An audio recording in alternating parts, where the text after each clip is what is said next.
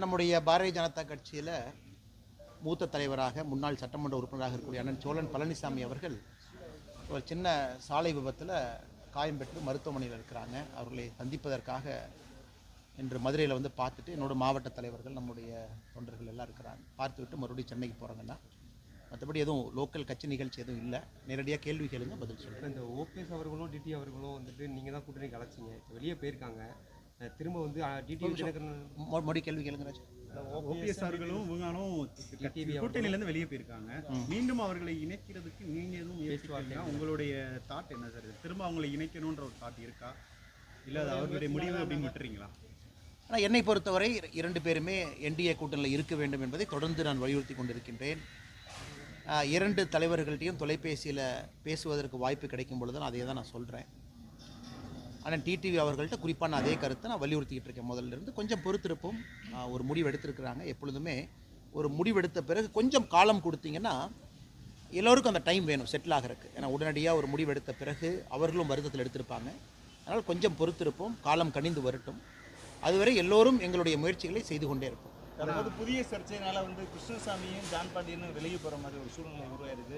தொடர்ந்து என்டிஏலேருந்து வெளியே போகிற மாதிரி ஒரு சூழ்நிலை இருக்குது. நான் இது வந்து கிருஷ்ணசாமி அண்ணனாக இருக்கட்டும், ஜான் பாண்டியன் அண்ணனாக இருக்கட்டும், இருவருமே அவங்க கொடுத்துருக்கக்கூடிய பத்திரிகை குறிப்பை நான் பார்த்தங்கன்னா அவங்களுடைய தரப்புலேருந்து அவங்க கொடுத்துருக்குறாங்க. அதை பற்றி நான் இப்போ கருத்து சொல்ல விரும்பலைங்கன்னா, பாரதிய ஜனதா கட்சியோட நிலைப்பாடு உங்களுக்கு தெரியும். நம்ம எப்பொழுதுமே பசும்பன் முத்துராமலிங்க தேவர் ஐயா, தெய்வ திருமகன் அவர்கள் வந்து கடவுளாக நம்ம நினச்சிக்கிட்டு இருக்கிறோம், கூட இருக்கிறோம். எப்பொழுதும் அவருக்கு அந்த மரியாதை கொடுத்து கொண்டிருக்கின்றோம். நம்முடைய பாரத பிரதமர் நரேந்திர மோடி ஐயாவிலிருந்து தொடர்ந்து நீங்கள் பார்க்குறீங்க. அதே நேரத்தில் இமானுவேல் சேகரன் ஐயாவுடைய விழாவிற்கு எல்லா ஆண்டும் கூட பாரதிய ஜனதா கட்சியினுடைய தலைவர்கள் எல்லோரும் போயிட்டுருக்கோம். நானும் கடந்த 4-5 ஆண்டுகளாக தொடர்ந்து சென்று கொண்டிருக்கின்றோம். அதனால் எங்களை பொறுத்தவரை அது எதுவும் சர்ச்சையாக நான் பார்க்கவில்லை. பொறுத்திருப்போம். இது ஒரு பெரிய விஷயமாக நான் பார்க்கலிங்கன்னா எல்லோரும் அவங்கவுங்க கருத்தை வச்சிருக்கிறாங்க. அதனால் இது எங்கேயும் சண்டை ஏற்படுவதற்கான ஒரு சூழ்நிலை அப்படின்லாம் நான் பார்க்கல.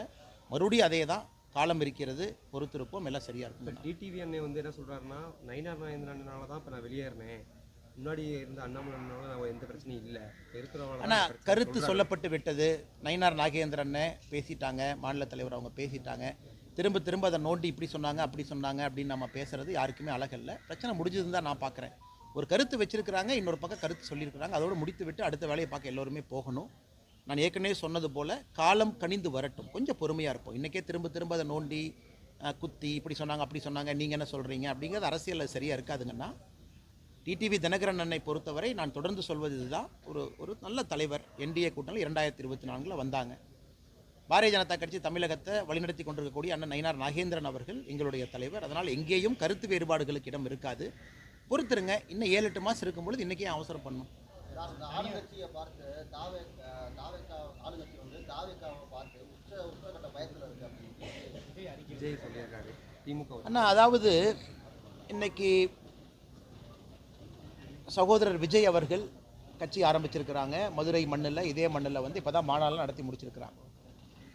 ஆனால் ஒரு கவர்னன்ஸ் பாலிட்டிக்ஸ் அப்படிங்கிறது 24 மணி நேரம் செய்யக்கூடிய ஒரு வேலைங்கண்ணா. நீங்கள் அவைலபிளாக இருக்கணும். அது ஒரு முழு நேர வேலை. ஒரு முதலமைச்சராக, அமைச்சராக, சட்டமன்ற உறுப்பினராக, பாராளுமன்ற உறுப்பினராக, இல்லை கட்சியினுடைய தலைவராக 24 மணி நேரமும் களத்தில் இருக்கணும். இன்றைக்கி தமிழக மக்கள் என்ன எதிர்பார்க்குறாங்கன்னா, இன்றைக்கி தாவேக்கா நாங்கள் ஒரு சீரியஸான கட்சி, தமிழக மக்களுக்கு ஒரு மாற்றம் தரக்கூடிய கட்சின்னு அவங்க சொல்கிறாங்க அப்படின்னா, அதே வேகத்தை களத்தில் 24 மணி நேரம் பார்க்க வேண்டும் என்று நினைக்கின்றார்கள்.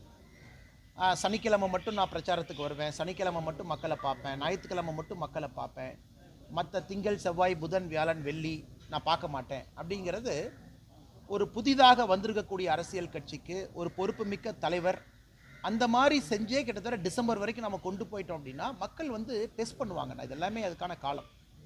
இன்றைக்கி தாவேக்கா வந்து நாங்கள் திமுகவுக்கு எதிரி அப்படின்னு அவங்க பறைசாட்டுறாங்கன்னா, அந்த வேகத்தை களத்தில் காட்டும் பொழுது மக்கள் தான் மக்கள் நம்புவாங்க. இன்றைக்கி ஏன் திராவிட முன்னேற்ற கழகத்திற்கு மாட்டு தேசிய ஜனநாயக கூட்டணி மக்கள் நம்புகிறாங்க, எதிர்பார்க்குறாங்கன்னா, இன்றைக்கி தலைவர்கள் ஃபுல் டைம் அவைலபிளாக இருக்காங்க.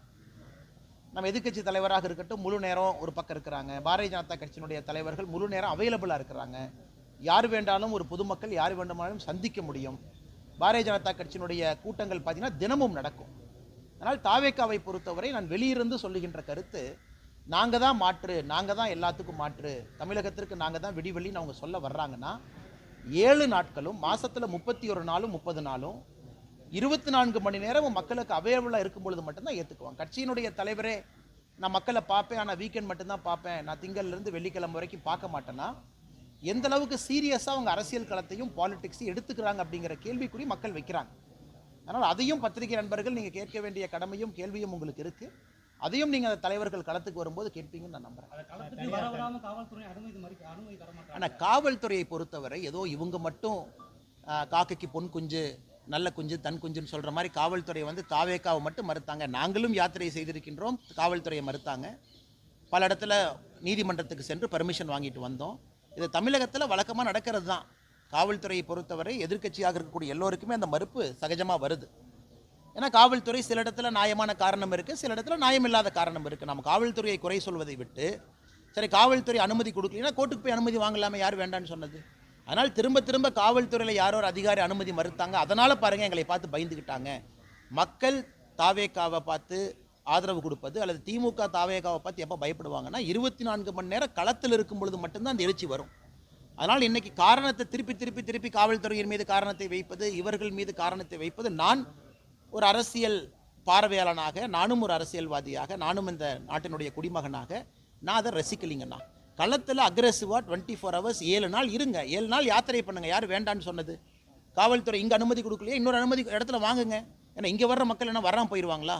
இங்கே நான் மக்களுக்கு ஒன்றுன்னு நினைக்கிறேன், இங்கே காவல்துறை அனுமதி கொடுக்கல, சரி சேலஞ்சு எடுத்துக்கங்க, 1/2 கிலோமீட்டர் தள்ளி வைங்க, மக்கள் அங்கே வரமாட்டாங்களா? இவ்வளோ தூரம் வந்த மக்கள் 1/2 கிலோமீட்டர் வந்து பார்க்க மாட்டாங்களா?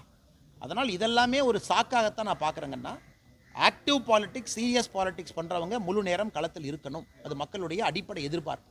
சார், தனியார் தொலைக்காட்சி நிகழ்ச்சியில் அச்சப்பட்டியில் வந்து திமுக கூட்டணி தற்போது வலுவாக உள்ளது.